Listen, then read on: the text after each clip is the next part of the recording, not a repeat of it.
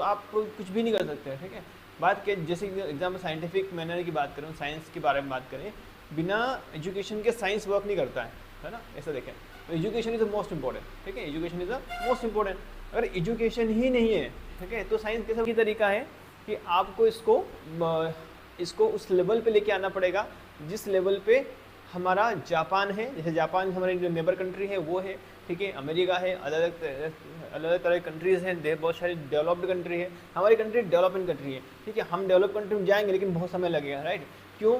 क्योंकि हम लोग एजुकेशन पे वो ध्यान नहीं दे पा रहे हैं जितना ध्यान हमें देना चाहिए। हम फालतू की चीज़ों ध्यान दे रहे हैं, धर्म में ध्यान दे रहे हैं, खासकर ये रिलीजन में ध्यान दे रहे हैं, इतने ट्रस्ट बन रहे हैं, ठीक है। एम्प्लॉयमेंट बढ़ा है, वहाँ भी एम्प्लॉयमेंट है, ऐसा नहीं है।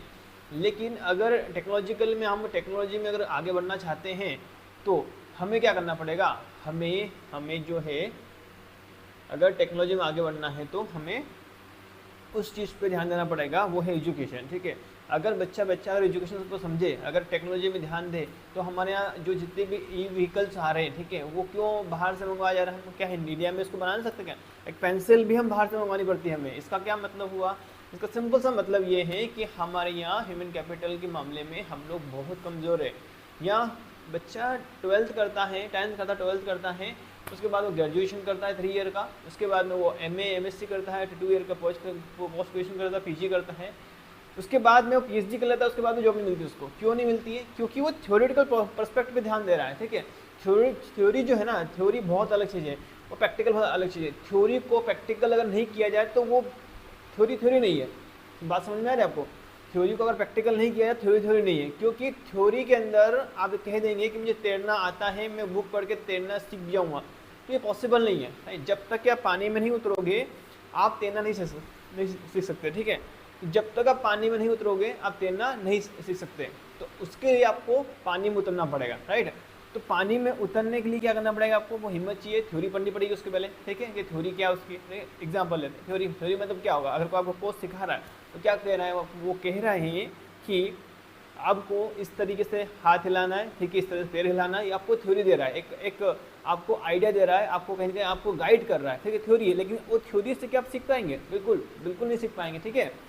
थ्योरी से हम कुछ सीख नहीं सकते, थ्योरी से हम लोग उस चीज़ को गाइड कर सकते हैं, गाइडेंस ले सकते हैं, और उसको प्रैक्टिकल करने में हमें हेल्प मिलेगी, राइट, थ्योरी को। लेकिन अगर आप प्रैक्टिकल करोगे नहीं तो थ्योरी रह जाएगी, वो हमेशा के लिए डिलीट हो जाएगी, रहेगी नहीं। जैसे कि क्वेश्चन को जब तक आप प्रैक्टिस सेट में नहीं लेके आते हो, अगर मान लो कोई हिस्ट्री पढ़ा आपने, ज्योग्राफी, कुछ पॉलिटिकल साइंस पढ़ा, ठीक है, पॉलिटी पढ़ा आपने, और पॉलिटी को जब तक आप MCQ नहीं करोगे तब तक आपको समझ में नहीं आएगा, राइट। तो ये बहुत ज़रूरी है। हमेशा इस चीज़ को समझने वाली बात है कि अगर आपने थ्योरी को प्रैक्टिकल पे नहीं लेके आए तो आप उसमें बिल्कुल पीछे रह जाओगे, right. That is a very important, okay. ये बहुत ज़रूरी है कि हम जितने भी थ्योरी का एस्पेक्ट है उसको ठीक करें। समझ में आई आपको बात? तो ये सारी चीज़ों को समझना पड़ेगा। मैं जैसे एक काम करना है आपको, देखिए, बात वो नहीं है कि आप क्या सोचते हैं, बात ये है कि क्या करते हैं, राइट। वो बहुत इंपॉर्टेंट है। अगर आप सोच जो रहे हैं, अगर वो आप नहीं कर रहे हैं, राइट, तो आपका सोचना व्यर्थ है वो, राइट। सबसे इंपॉर्टेंट चीज़ ये है कि जो आप सोच रहे हो, राइट, क्या वो आप कर रहे हो? Important thing is this is a very important.